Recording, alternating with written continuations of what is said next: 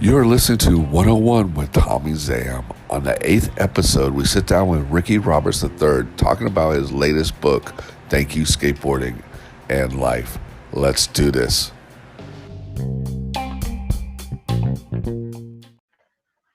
What's up, Ricky? How you doing, dude?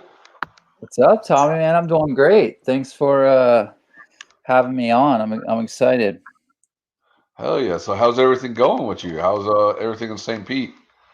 Good. Everything's great. Had a fun session this morning before the rain came, and yeah, everything's going great. It's a little hot right now. It's as you probably know, but it's manageable. Yeah, it's definitely hot, man. I barely even go outside. Most of the time I stay in the air conditioner.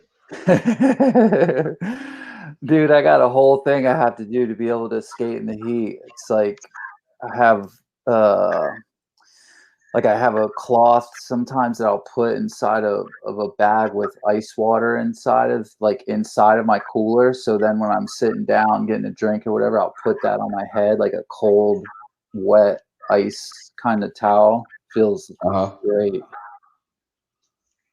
Damn. So does it work? Does it help out or what? Yeah, man, brings my body temperature down a little bit. I mean, it's just anything to get a little extra time out there, you know? Yeah, definitely, man. I mean, it's definitely. I'm not used to the heat anymore, man. I'm not used to this Florida weather. It gets to me after a while. I'm like, dude. Yeah, it does it for sure. Definitely. Well, let's get into it, man. So, tell us a little about your background, a little about you. Well, I grew up in St. Pete and started skateboarding in 1988. So I've been skating over 3 years now, or 30, not over 30.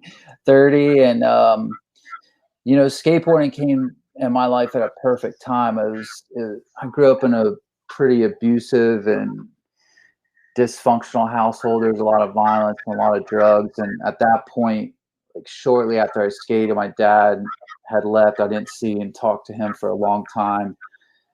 Skateboarding just became my outlet, my savior, man. I just poured all my aggression and frustration and hurt, bitterness into it. And, and then other than that, I did get like pretty rebellious and violent, fought a lot, and just kind of giving you like an overall view of just my journey so far. And then I'll do a short version and you can ask whatever you want. But eventually long story short, I ended up stabbed in a street fight at age 17. I got stabbed 9 times, and that was at a point where I was super angry. Just like any chance I got, if I wasn't skating, I was welcoming the opportunity to fight. Pretty much, that was just the two sides of my life, And then when that happened, the stabbing happened, I was in the hospital reflecting. I was in there for about a little over a week, and in that time, I started writing, just like journaling all the time.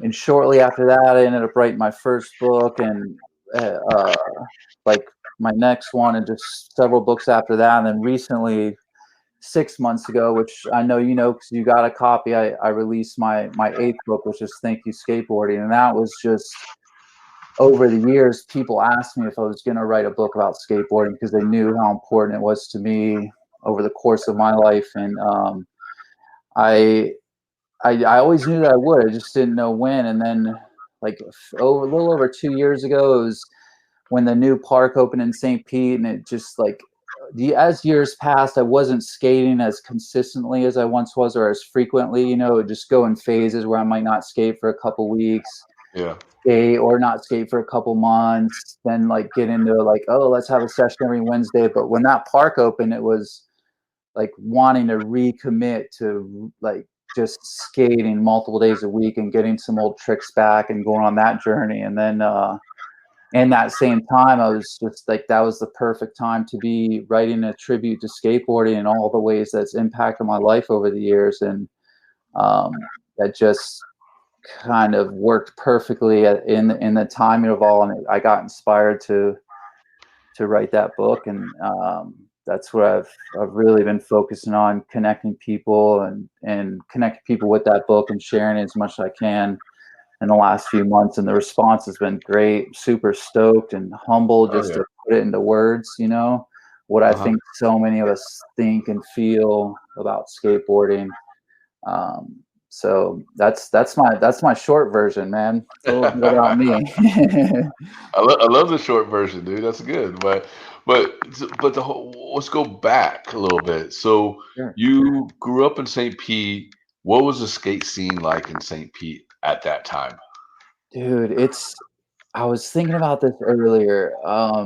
How many uh like phases I've had the privilege of watching skateboard go through, and since '88, you know, and like at that time there was like nothing. There wasn't even a skate scene really, you know, like barely. We may have some kicker ramp, like we would set plywood up behind any grocery store that we could find something to set a piece of wood like on to make some sort of ramp, or just a lot of street skating, bonelesses and power slides, and you know, just like Yeah. manuals down the street, and it just kept evolving. We, you know, we eventually there were a few like DIY spots that stuck around for a while, and then so like a skate shop got set up and behind their shop that was really rad. There was an indoor park open, just started to grow, you know, and then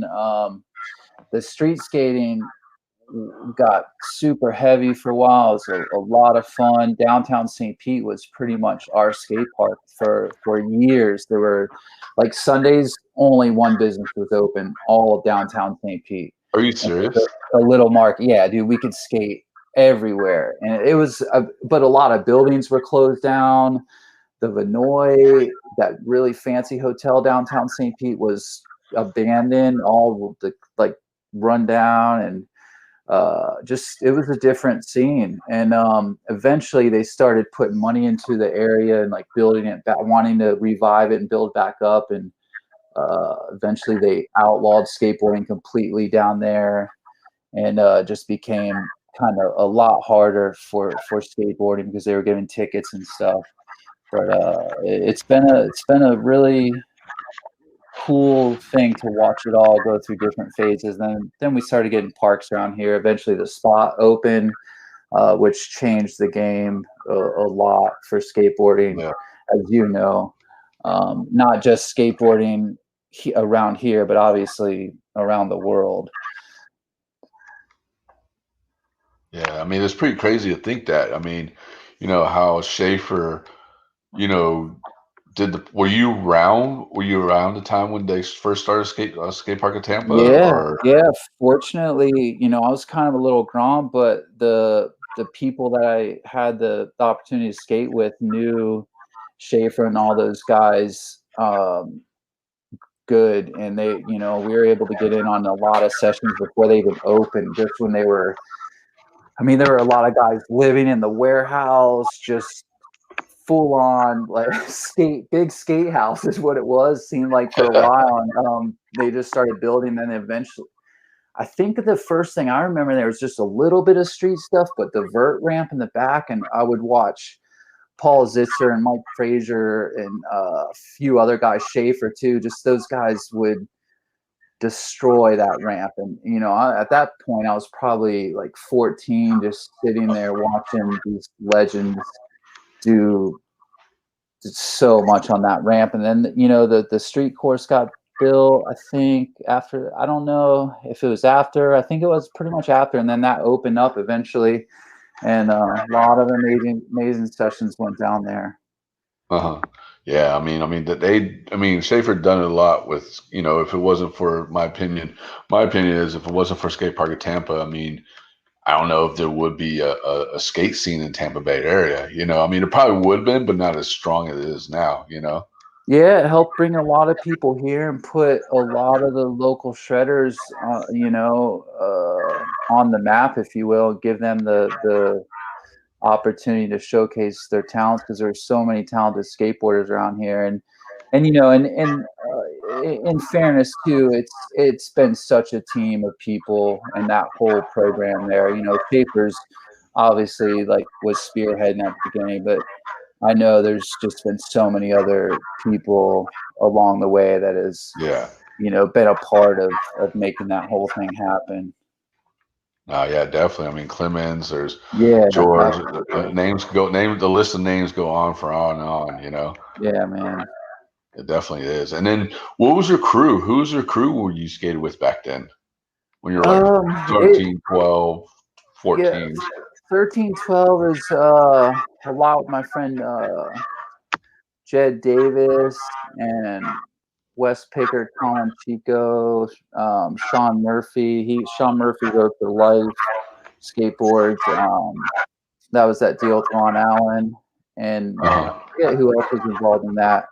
And then, you know, eventually I think I got a little more accepted with Bo Turner and Scott Conklin and Lance and those guys. I started skating with them a lot more as I started to get better and get, you know, just get to where they were wanting me around, I guess. Yeah. And just What started was it like? flying. What was it like skating with Bo Turner?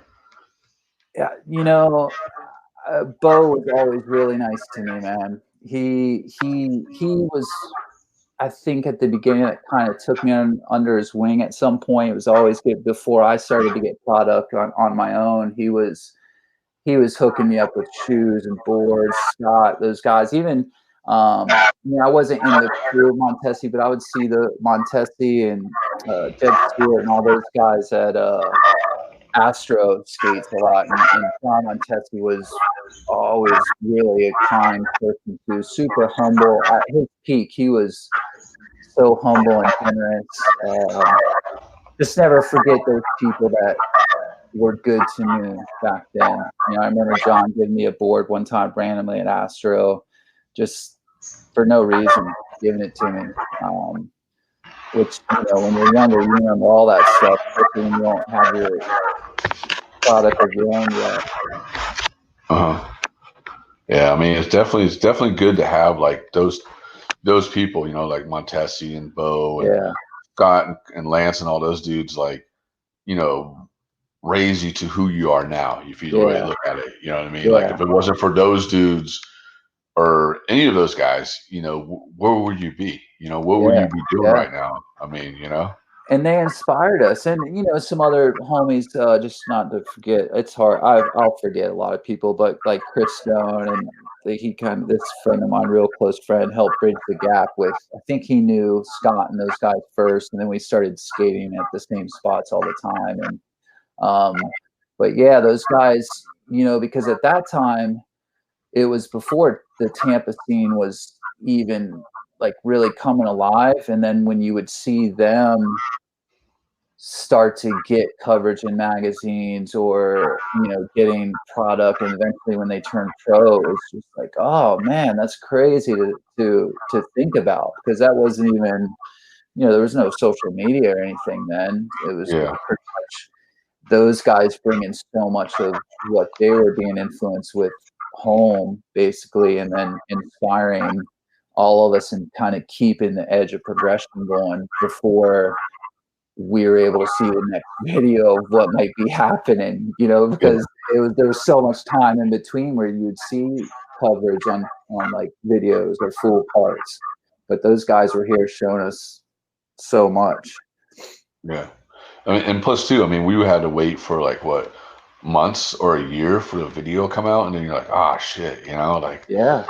you know, or I remember, you know, 401s. You know, I was always hyped to see a new 401 because it's always had like the newest stuff in it once a month. You know, it's like, oh, the new 401's out, got to get it. You know. Yeah. That was great when 411 came around. It was you got more of what you wanted to see Yeah, more exactly. frequently. But yeah, it Yeah, was great skating with those guys, man. We had some wild times and definitely, um, you know, got into some chaos, but it was always, you know, I'm happy that I had the opportunity to be around those guys and And what's one of the best memories that you have in your skateboard life at that time? What was the one thing that sticks out to you? Um, that's That's hard, a good bro. question right there, Ooh, huh? that's hard. Yeah, that's like I just got a flood of memories of, it's kind of crazy to think a lot of flashes that came to mind right away was just driving to the spots with everyone, the hype, like listening to music and just everyone's so excited and pumped just to skate and be around each other. That was always the prime. But yeah, I don't even. There's so many of them. Really, it was just like, I mean, at some point in any day, the session got hyped enough to really be excited.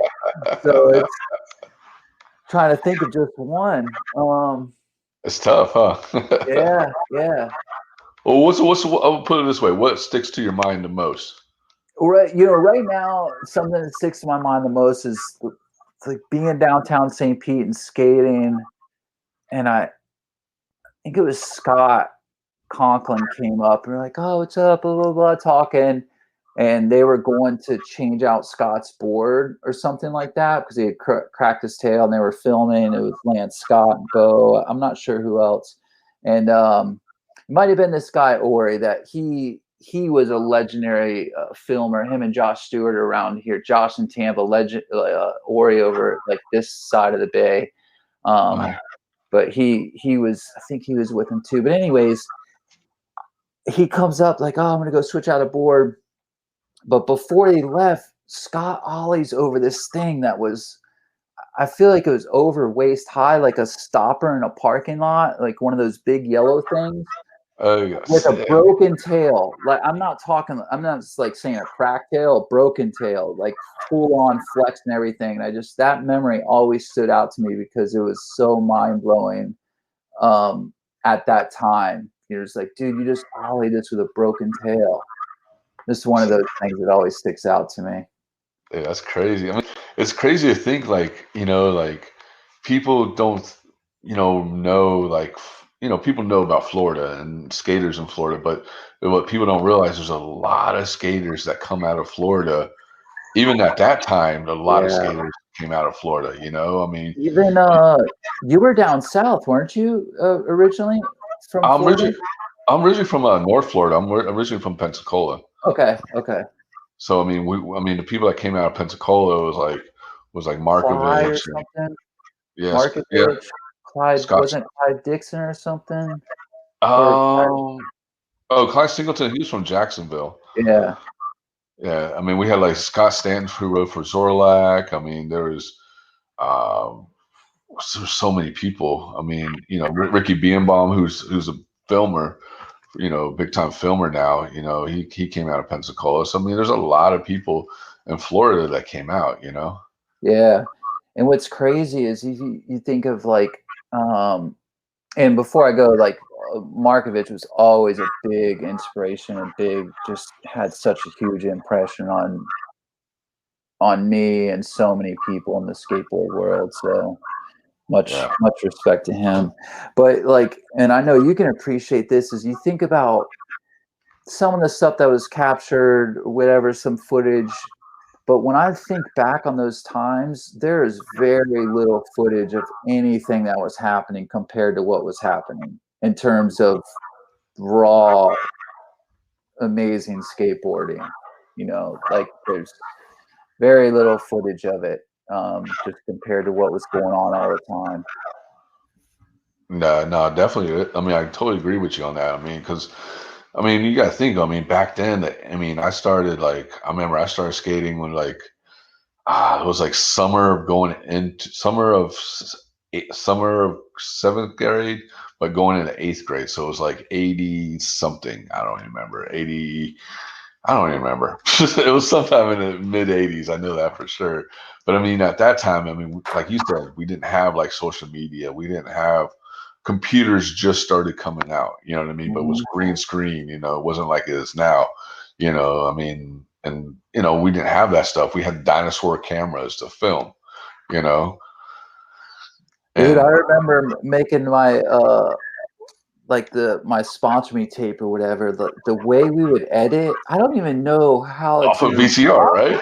like, yeah, but you would play it through the camera, VCR, stop, like record, then you would like chop it to a next trick that you landed, and then it was the choppiest, like uh, the least quality Yeah, footage that you could come up with, but it worked, man.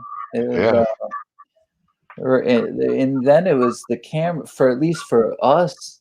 The access to cameras was very limited. I mean, for that tape, I remember we got a friend of mine got his uncle or his cousin or someone older in the family to let him use this camcorder that he just bought.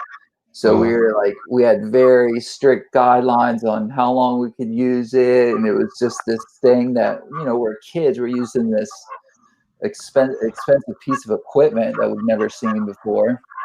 It's just funny, man. I mean, yeah, it is crazy how you think like how cameras got from, from the dinosaur age to now, you know what I mean, to VX to now you can film off your photo camera and stuff, and like how, filmers for skateboarding became like so well made, making Yeah, great videos, just like what you said, like I remember, we had to play the tape in the VX and watch it on TV and have a VCR hooked up and hit record, and that's how we edit. You know what I mean? We didn't yeah, have it. man. We didn't have Photoshop or whatever edit programs are out there. Our edit was the VX and the VCR and the TV. Okay, let's use that. Let's use that. Let's use that. Yep, yep.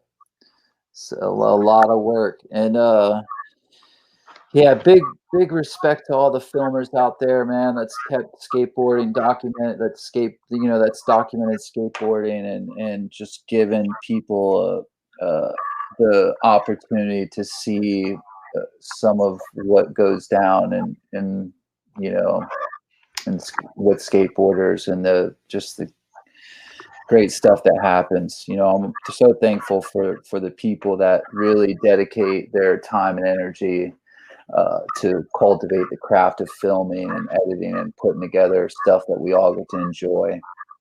Yeah, definitely. I mean, 100% agree with you on that. And, another thing too is, you know, what kind of music were you listening to back then to hype you up to skateboard? Uh, it was different. It was on one side it was Tupac and Biggie, on the other side it was Face to Face and Bad Religion. Fugazi and just hardcore stuff. Just it was those two things.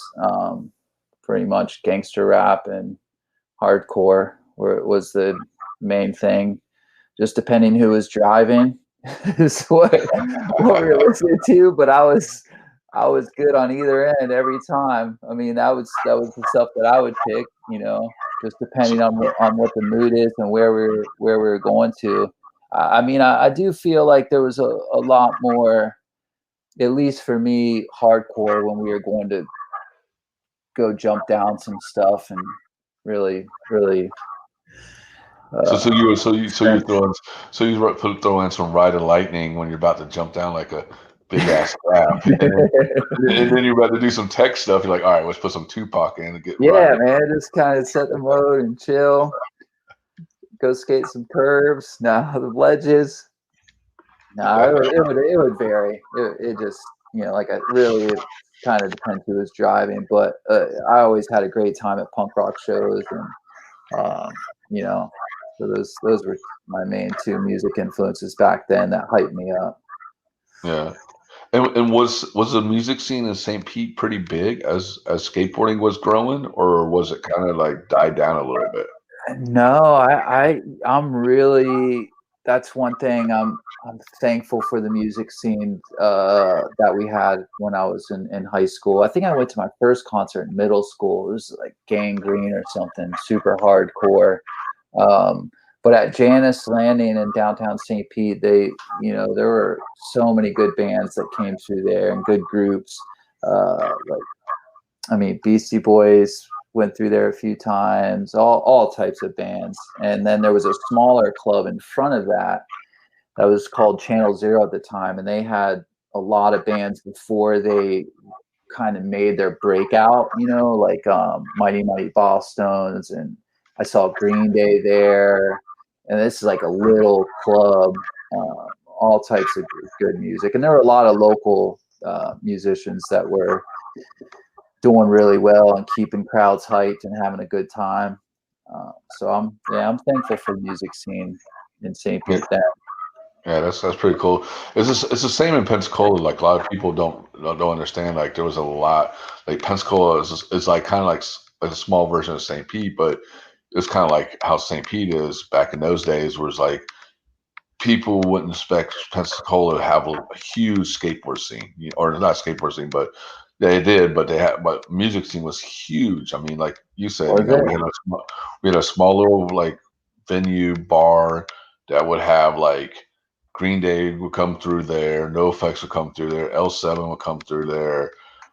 You name it. Like people who were just coming up or bigger bands would come through there.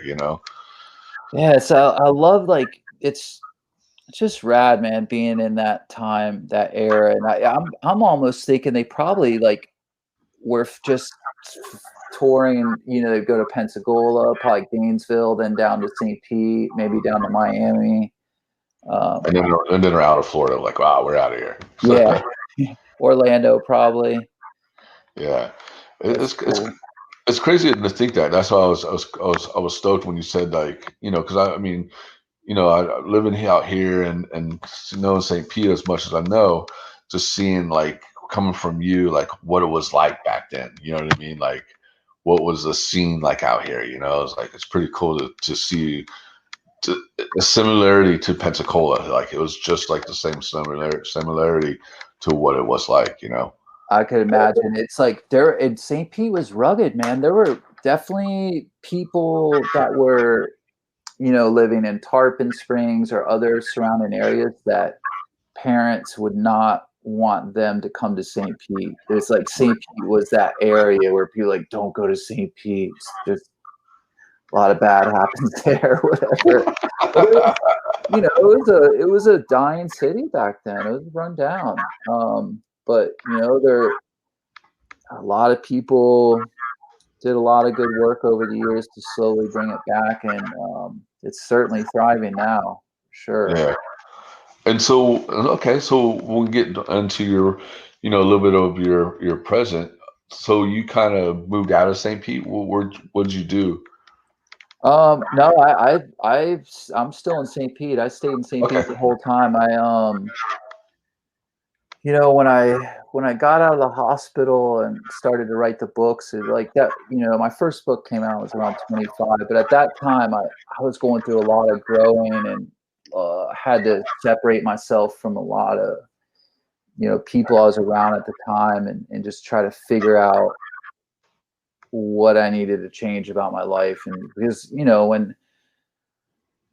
when you're laying in the hospital bed and feel like you're almost dying and like get that close, I just really started to assess my life and realize like my mindset was really kind of off and taking me in the wrong direction. So for a while, I felt like I moved away and stayed in the same city at the same time just to like do my thing and figure stuff out. But I moved up to Jacksonville for a little while to be with my wife before we got married. But other than that, I've been in St. Pete my whole life. Okay. So I thought you like moved away like to New York or something to do more of your book or whatever. No, man, it's just kind of one of those things that the Berg's my home, and like anytime, even when I was in Jacksonville, I loved up there because I surf and I had the opportunity to surf a lot up there, and my wife and I had it was a good thing up there, but we're both from St. Pete, and it's just one of those things that St. Pete kind of brought you back. Yeah, it kept calling us back, man. It was just like, you come home, and you're like, oh shit, dude, I need to stay here. Yeah. And now we have one of the best skate parks, in my opinion, in the country. So I'm super excited to be here. That skate park, Team Pain did a phenomenal job on the St. Pete skate park. Yeah, that park's pretty fun. Me and Mark have skated a couple times. It's pretty fun. Yeah. Definitely is. And so you were in the hospital and you started writing books. So what was the first book you actually wrote about? The first book was You, and that was um, at the time I was, I was actually in the car business, and I started to do pretty good financially for my idea of good, and coming up super poor. It was like I started to have this opportunity to make money, and I went for it, and then I was writing that where I realized so many things that I accomplished at my life at that point, with like going to school and doing different things, like growing up in the circumstances and situations that I did, what statistics would say that would be like versus what at that point my life was. I was reflecting on the ways that had changed my mind and like my like thoughts and feelings about myself to get to where I was in that stage of my life. So it was like this reflection on the importance of believing in yourself and overcoming adversities and what that kind of looks like. And it was just this thing that I was journaling and ended up turning into a book of things that I wish people told me more of when I was younger that they didn't. I didn't have positive like parental figures in my life or people in my family that were encouraging me or doing positive things for me. It was a lot of things I had to just figure out on my own. So that's what that book was for, just to like give other people what I was giving myself and had to give myself to kind of rise above some of the challenges and circumstances. And yeah, and then it just went from there, man. The second book was What Really Matters, and it was at that point I was around 27, 28, and I started to do even better financially. I was buying this dealership from this guy that I ended up partnering with after being with him for around 8 years at that time. And it was this thing where I always thought, okay, if I just had this amount of money or bought this house or had these investments, all these different things would make me happy. And then I started to acquire them and realized, wait a second, I'm not even like, I don't even care about this. I'm not happy. It doesn't matter. So I had a few friends die. One guy got murdered. Another dude OD'd, and someone died in a car wreck or a motorcycle wreck. All this stuff happened all at once. And then there was this multi-millionaire that I knew that died randomly. And so I started questioning, like, all right, like, what does all this mean? Like, what it really matters and all of like the grand scheme of this whole crazy life. And I wrote that book, and that's after that I left the car lot and like dissolved everything I had, lost a bunch of money to walk away, and just recommitted to what really matters to me and like what I'm passionate about, what I care about, and was pretty much dedicated, went full throttle on the books and like doing talks and things like that, and just haven't turned back since. I mean, that's amazing. You know what I mean? To put your life into a book. I mean, that's a lot of hard work. Thanks, man. Yeah, it's been a journey, bro. It's been a really, I feel like Thank You Skateboarding was the first one that I wrote that I wasn't really like writing about a lot of deep healing stuff and kind of going through stuff in my own way, along the way. So some of my books are pretty, like my sixth one, that's Healing the Wounded Child Within, and that one's super vulnerable, and like I get pretty deep on some childhood stuff and some things that I experienced that I had to, that wounded me, basically. Like it messed me up, man. Like it put some wounds there that I kind of pacified for a long time, and I did what I could to avoid dealing with them, and wore a lot of false fronts to pretend like I was okay, and eventually had to address them and what I call heal the wounded child. So that stuff was pretty deep. But That's yeah, that's definitely pretty good. I mean, like, I don't know if I could. I mean, if I try to write a book, I mean, it would be the hardest thing for me to do because it's like, to have all your thoughts and everything going in your mind to write something or put it down on a paper. All of a sudden you read it, it's like, no, I don't want to do that. I'm going to throw it away. Did you have a lot of those moments and times that you were trying to write things yeah, down and your yeah. thoughts? Like if I showed you like my stacks of stuff before a book becomes a book, like the process, it's wild. But at the same time, it's like filming a trick you want to get in skateboarding. At some point, if you've been battling it for a long time and you get it, sometimes you just have to let it be and walk away and be happy with it. It's like to step out of the madness for a bit. And sometimes you just keep going because you want that perfect one. With books, in the editing process, I always get to a point where I'm like, you know what, this is my last round. I'm sure there might be some stuff in there that I could say better. There could be some mistakes somewhere in there. And I'll talk with my editors because I have editors, and one editor now. But it gets to that point where I have to just let it go. And once it is released, to just let it be what it is and be okay with that and move on to the next one. Because I could talk myself out of it. I could talk myself out of it infinitely and never even release a book, honestly, because there's always something I can find that is not like the way I want it, So. Yeah. Do you feel like you're your own critic? Yeah. I've always been a pretty harsh critic on myself, man. Honestly, it's something that my wife will keep me in check, and I really work on my self talk a lot because I can get pretty hard on myself, and I try to be careful on that and watch it and not be too critical. And my wife will remind me to be nice to her husband, so I try to do that.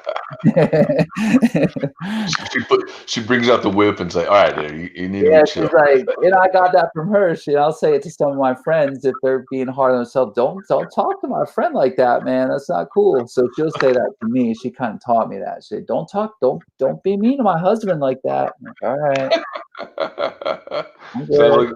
Sounds like a good woman, dude. Sounds like a Yeah, good woman. she's great, man. How'd you guys meet, if I ask? Oh, so we met when we were younger. When she was younger, she's 8 years younger than I am. So we met, and it was at that time frame where she was like too young. I was in my 20s. She might have been like 19, and I was probably like 25 or 6. I don't know what that is. 27 maybe. I don't know. Yeah. But we hung out once or twice. Went to a Beastie Boys concert, and then we just like we both stopped texting each other. Maybe I text her a few more times and she didn't respond to me, something like that. I'm not sure. But we ended up years later, I like somehow saw something of her on social, like on Facebook, that like I didn't even know we were friends. Somehow we'd become friends over the years, and then we ended up kind of catching up. Eventually, stayed in touch for a while, and then she surfs, so I was going up to Jacksonville to surf with her, and that was it. It was pretty That's much awesome. like we just reconnected, and then as we started to get serious, we kind of sat down like a business meeting and put everything out on the table because we were both older at that point. Wait, hold on. You said a business meeting? Like you actually Well, were you wearing a suit and she came in like a dress not a outfit? suit, but I'm guessing we each had an attorney. And no, I'm just joking. No, so we just like we were both older, and we just sat down with like we're really 100% real with what our non-negotiables were, what we'd flex on, what we wouldn't. Just we're totally real about what we were wanting out of life, where we were going, what we want out of a partner, and just took our emotions out of it because it's easy to get caught up in the emotions of things, and we were just wanted to be real with where are we at in like real life stuff, 2 years, 3 years down the road, where are we at in terms of our compatibility? And yeah, man, everything was lined up, and we haven't turned back since. That's pretty awesome. I mean, that's pretty cool that like, you guys met like when, you know, 8 years apart or 8 years apart or whatever. And she's 19, you're whatever, 25 or whatever, and then hung out, went to a concert, and then stopped talking and then met up again. And, that's pretty awesome, dude, Yeah. Yeah, we both had to, we were talking about it the other night, is I was like, if we stayed together back then, I probably would have ruined it or done something or whatever. I don't think we just we had to do our own work and each kind of walk our own path for a while to to be To ready to come back meet up together. again.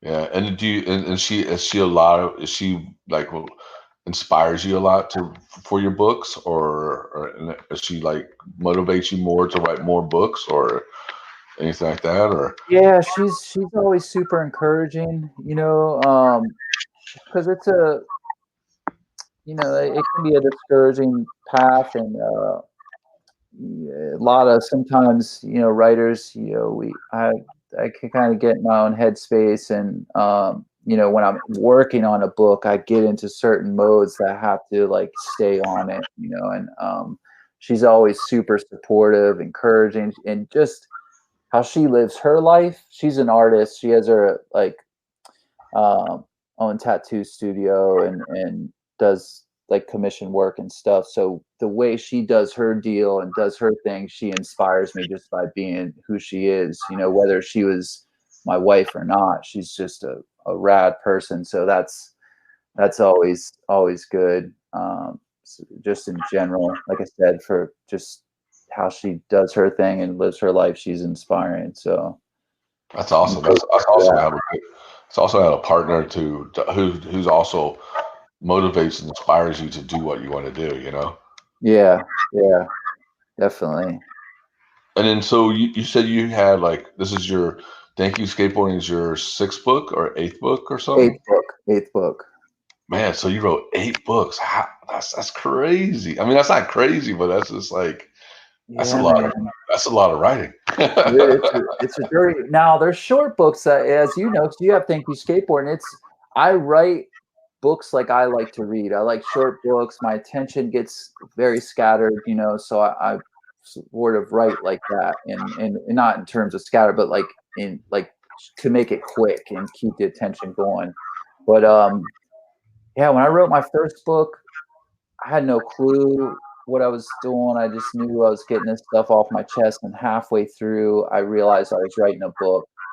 Um, and then after that got published, after my second one got published, at that point I was with a publisher. I'm now independent because that's a long story. What they were going out of business after my fifth book, and I was they were closing, and if they would have closed and I didn't get my rights back, my first 5 books would have been history. Like I wouldn't have been able to release them again or anything like that. So I got my rights back and re-released those independently, and since then I've just chosen to stay indie and like just do my thing and hold all my rights, and kind of like keep keep it that way for now. But anyway, after the second one, the publisher at the time was like, everyone has one book in them. Everyone's like should just write at least one. 2 books, that's pretty serious. But your third book, you're a writer. This is what you're doing, and that's kind of just, yeah. It's one then leading to another. I never really sit out thinking, what is my next book gonna be? It's just I write every day, pretty much 3 pages a day, just to get things off my chest and to think about things, reflect on stuff. Um, and that's what allows me to like open up the pages of inspiration for what may turn into the next book. Yeah. And question I ask you is it better to have for a future writer, or that wants to write a book, is it better to have a publisher or be an independent? Well, when I first started, the first book was like over 14 years ago. It was 2004. So yeah. Um, at that point, there were a lot of gatekeepers, and you couldn't really get distribution through Barnes and Nobles. Amazon, I think, was around then or just starting. I'm not sure, but you couldn't get the proper distribution channels to move books or to get out there without a publisher. I'm not saying you couldn't do it. It was a lot harder. As time went on, those gatekeepers, I think, slowly have kind of gone away to where now you can publish indie or self-publish or whatever and still get your books where they need to be, just like you had a traditional publisher. The thing you miss, though, is if it's your first time, if you can get published, I would probably recommend it, just because there's a lot to learn about the industry and how the process is. The only way I feel like I'm able to do what I do now as an indie author is because I learned the process from the publisher when I was with them. We did 5 books together. So when I had to do my own thing, I knew who I had to hire. I knew, like, I put myself on the same type of production schedule that they would put me on, like in terms of what comes first, what comes next, like that whole process. So I learned a lot from them. Um, if I would say, yeah, so if someone was wanting to write a book for the first 1 or 2 or whatever, it's like it would be beneficial to have a publisher to work with and get the help from and get some insight from, but not necessary 100%, I guess. Yeah, that's pretty cool. Just to like hear you talking about, writing and skateboarding and, your life and everything. Do you feel like the two industries, the skate industry and the book industry, is too separate, or you think they're the same with all the politics and everything going on? Oh, I think just different. I think in any industry, there's going to be politics because there's money and people need to, there's certain responsibilities that people have, and there's people involved in every direction. So, very different, though. I'd say the publishing industry is yeah, I think it's for sure. I mean, for me, I'm grateful that they've blended. Like, to right now, for me to have a book about skateboarding, I always tell my wife, like, it's just so amazing how full circle this has come to where skateboarding saved my life, and then writing pretty much was the therapy, like my therapeutic thing that I did after the stabbing. Like, I needed that therapy, and I still skated at that time as well, and I was really just I was skating alone a lot at that point, just because it was hard for me to be around people as I was processing like PTSD and everything, and working through the anxiety of all that. But for it to come full circle now and be at this phase in my life and more in love with skateboarding than ever, it's just the love is just still there, like the first day right now. And to have a book that I got inspired to write about skateboarding is really humbling to me, and super, just super inspiring. I'm really stoked on it. It's a cool full circle thing in my mind. Yeah, no, definitely, I love the book. I read it when I was on the road traveling, when I got it, and so when I was in the hotel with, just chilling out, I'll just read the book and stuff. So it's definitely, a really good book. So people that out there listening and stuff, definitely, this is a book that you'll have to pick up and read, because it's definitely, will bring a lot of memories or things that you have done in your life or whatever, will bring stuff to you. Yeah, and and it's a tribute to the many ways skateboarding impacts our life. Anyone that skateboards or once did there's parts of who we are that are directly related to skateboarding. You know, the even us just trying to get this podcast going, dude. We took like 30 plus minutes, and I was joking, you know, like if maybe if we weren't skateboarders, we would have given up already. But that's just part of who we are. Like we don't turn away easily from obstacles, and I believe that skateboarding is something that gives that to us. You know, with learning to do anything on a skateboard is hard, and so there's just different levels of appreciation in the book for skateboarding. Just that, you know, the many different ways that it impacts us, and obviously it's not all encompassing where I've included everything because there's so much to say about it. That's one book, honestly, Tommie, that I had to pull myself away from because I felt like I could just keep writing and writing and writing about skateboarding and all the great things about it and the people that are a part of it. But at the same time, I like all my books, I had to keep it short, like I so. I mean, I guess you'd have to write a part 2. Thank You Skateboarding part see, 2. man. We'll see. I never know what's next. It's crazy. It's just like, you know, like when you're skating, you sometimes, like today, I like I'm skating. Next thing you know, you're thinking of doing a trick that you weren't even really thinking about. Just it comes to you in the session, and that's how my books are. It's I don't sit there and outline and try to figure it out. It's like tomorrow I could be journaling, and next thing you know, it's like, ooh, and I just get on this little thread of inspiration about a certain topic that I want to expand on, and I kind of follow it and see where it goes.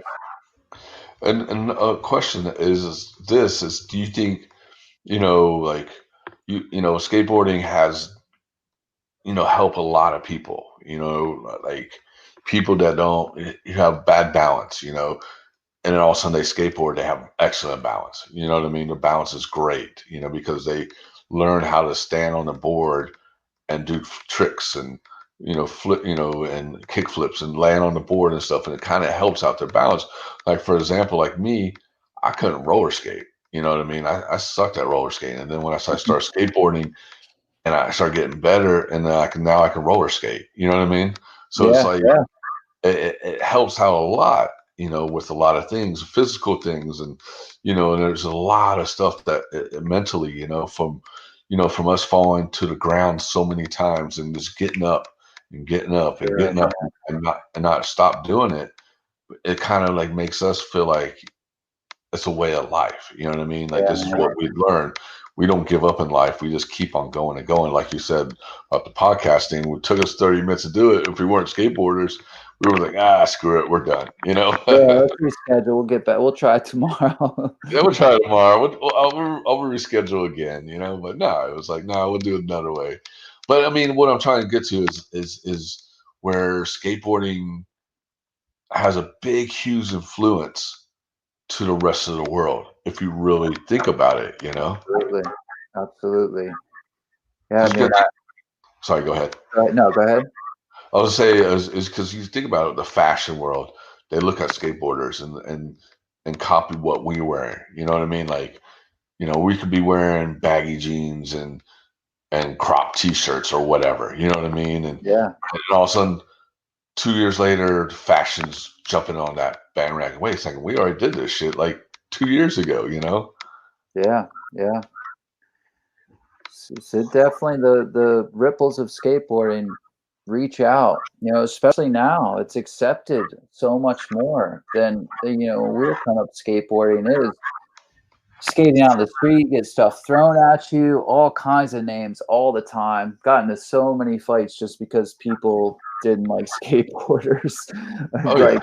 Or friends parents find out you're a skateboarder. They don't want them to hang out with you or whatever. You know, I'm grateful that people are the mainstream collective society is starting to gain a real understanding about like what skateboarding is, and you know, have the appreciation that they do.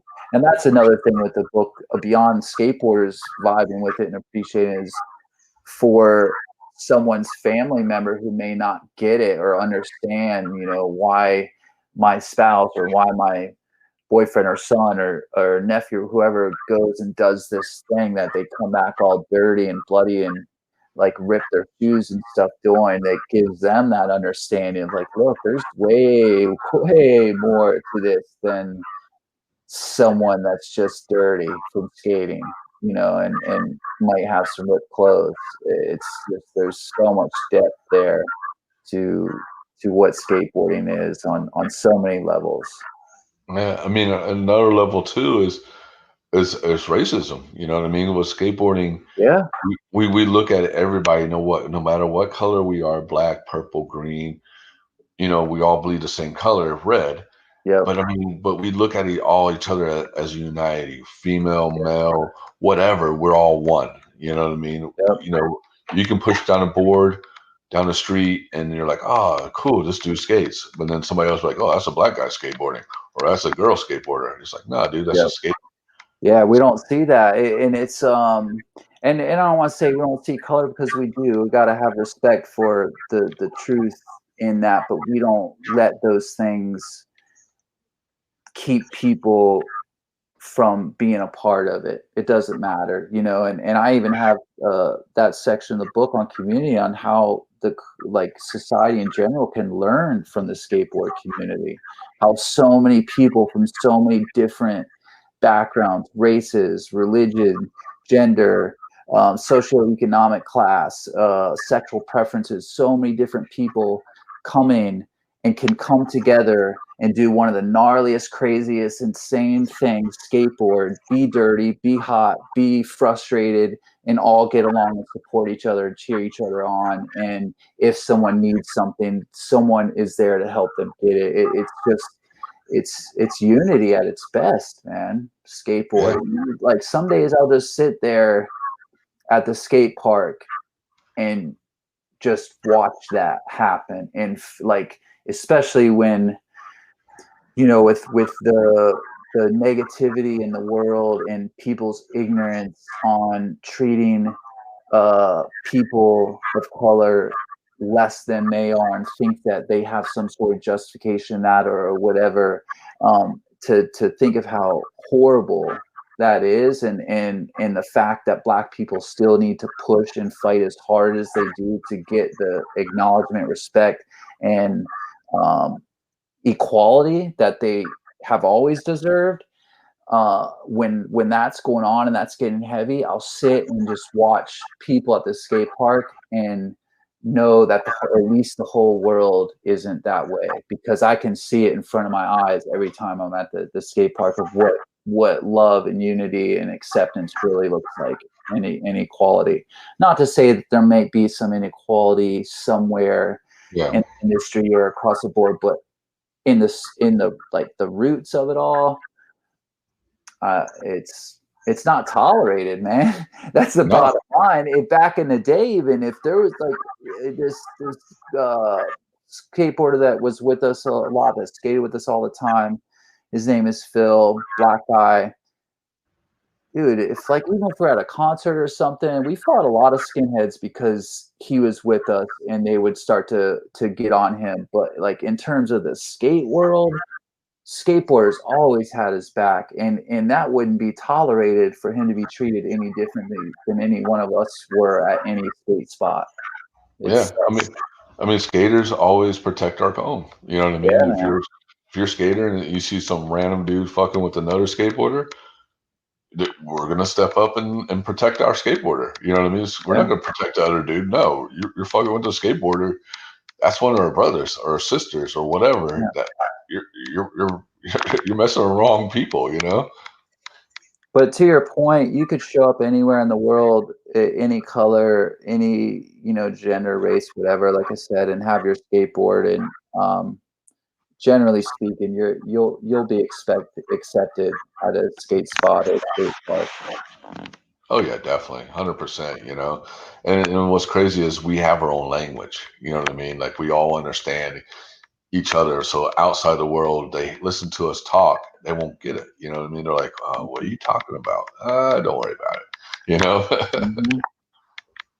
it's Yeah, it's and crazy. even the unspoken language, it's like you show up to a spot or a park, there's a little unspoken things that need to happen for you to be respectful and make sure you're not just jumping into a session and trying to snake people or show them up or whatever. You kind of approach it with respect and appreciation for where you're going and who's there, and everything's good always. As long as you're cool and respectful, then everyone's cool and respectful to you. At least that's been my experience.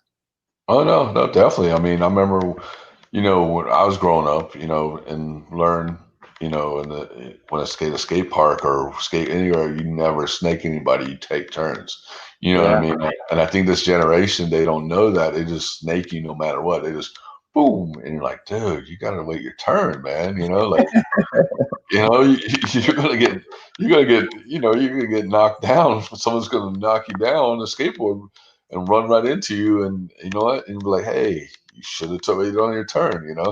See, I grew up in that era, and I know you can probably appreciate this too. Is like when I was little, like younger, I I had to kind of wait for it. Was the type of scene where that's not going to happen. If I snaked someone or whatever, if it was like a backyard ramp or whatever, I kind of had to wait until they let me skate because there's some hardcore dudes, and then they they figured you were cool. They'd let you start skating, and Yep. definitely didn't want to snake them or do anything like that. The next thing you know, like, who's this kid? Like, what's this kid doing here? Yeah, Get him he's snaking everybody. What the hell, dude? out of here. So one last thing before we go, is there, I would love for you to read your favorite paragraph or page or whatever, and thank you skateboarding. Something that's very important to you. Um, If well, I was gonna do I was thinking I have a copy right here, like the community part, but we kind of covered that. So because that's real important to me, man. Like I I just um unity and equality, and just the Black Lives Matter movement. All that stuff means so much to me, and it just weighs super heavy on my heart to see it any different, and see people being killed, because the color of their skin, or mistreated, or held things held against them. But I kind of covered what I had in that. Let me try to find. Um, all right, so I was so depressed I'm reading a section out of Outlet, and I was just talking about like just sort of um, like stuff I was going through, and want me to just start reading it? yeah, definitely, go ahead. All right. In addition, it's a couple paragraphs, but it'll like close it out. Okay. In, in addition to the constant fighting and turmoil in the house, my family was poor. There were multiple occasions when our water and electricity were turned off because of the bills not being paid. There was actually a period of time in high school when the water I used to shower came from a gallon jug behind my house. I would wake up around 6:30 a.m. and run to a 7-Eleven store a couple of blocks from my house to fill the jug with water. After I filled it up, I ran back home to use the water from the jug to take a shower before I went to school. I could go on about different challenges I experienced in my childhood, but I think you get the point. I was dealing with a lot as a young person. I was so depressed during that time period that I questioned if life was worth living.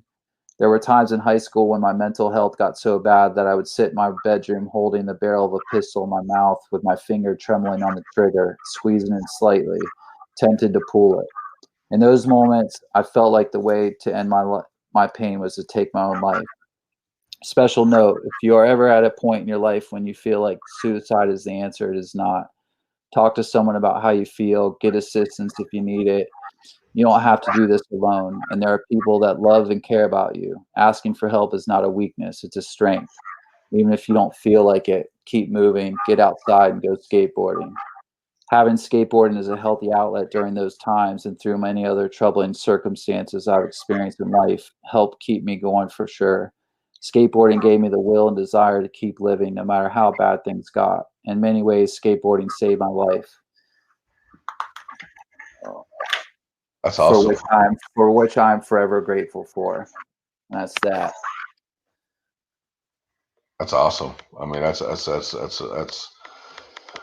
I don't mean awesome, but that's just like really touching. You know what I mean? That's just like, to hear that from you, and there's probably other people who will be listening to this or listening to this are going to be, in that, have that same issue or same thing that happened in their lives or going on in their lives, and hearing that from you, or, hopefully they'll buy your book and read more of your book and stuff like that, that inspire them to do something good in their life. Yeah, man. Thank you. Because there's a lot of people struggling, and I know a lot of people that even messages I've got from people about relating to that part specifically of the book of how much skateboarding helps with their mental health, and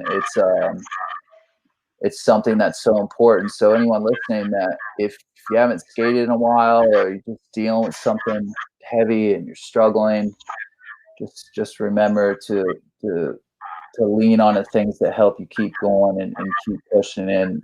Skateboarding has always been one of those things for me and for so many other people.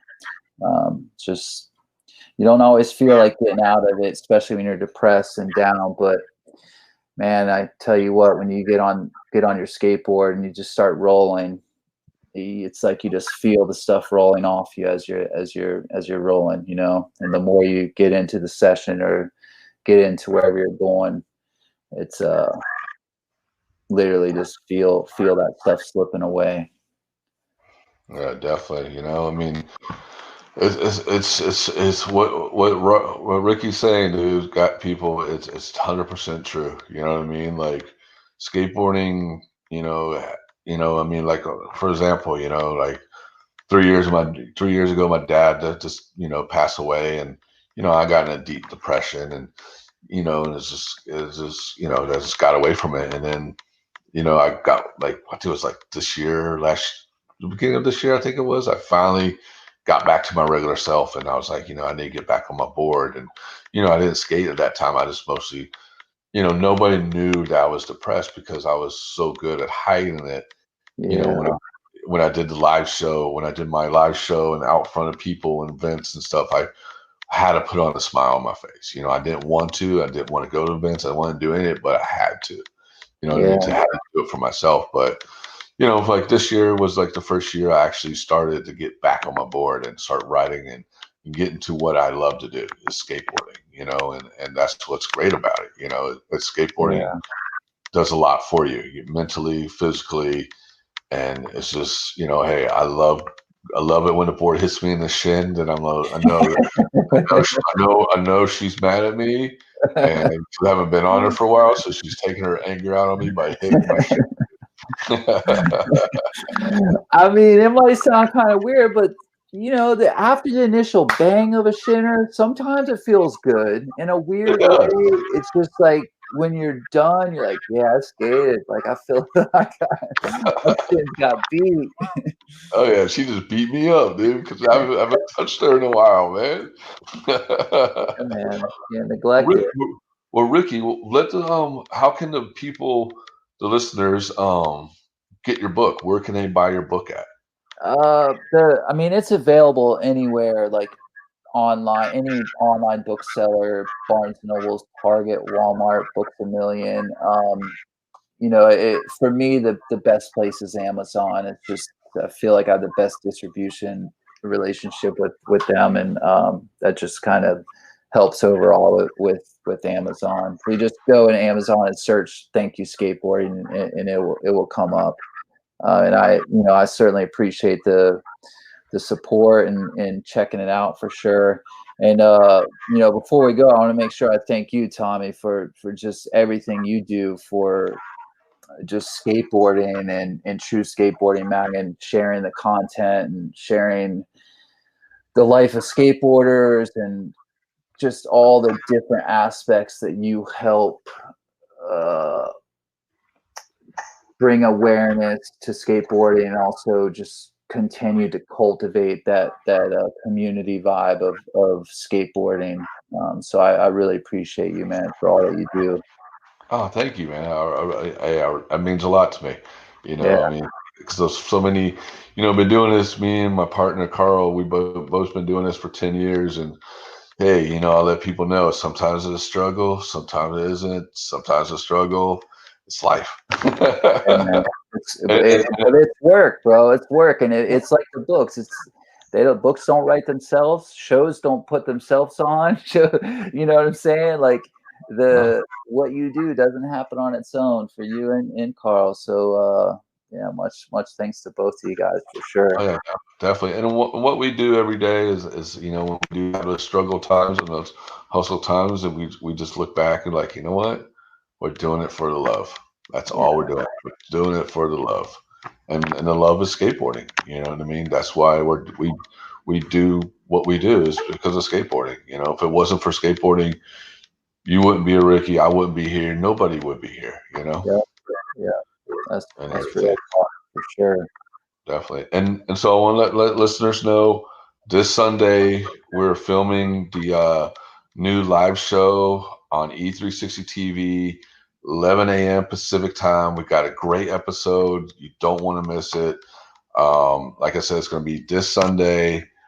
It's the live show, season 3, episode 5 on E360 TV. You can download it on Roku, Apple TV, Amazon Fire TV, Chromecast, or you can watch it on True Skateboard Mag Facebook fan page or whatever it's called. And Ricky, hey, thank you so much for coming on the show. Your book's awesome, dude. And Thanks, man. like it brought a lot of memories and thoughts in my head of my skateboard life. Love it. I love it. Good times, man. I appreciate being on the show. Thanks for having me. And hey, when things clear up, we're gonna hit up that restaurant, man, and grab after we get a session in, and we're gonna hit up that restaurant you told me Yeah, about. yeah, for sure. Once it gets open again, man, that's I look forward to that. Hell yeah, Definitely. homie. All right, well, thank you for so much for being on the show, and I'll talk to you soon, and we'll get some shredding in. Sounds good, homie. Thank you. No problem, buddy. Later. Peace.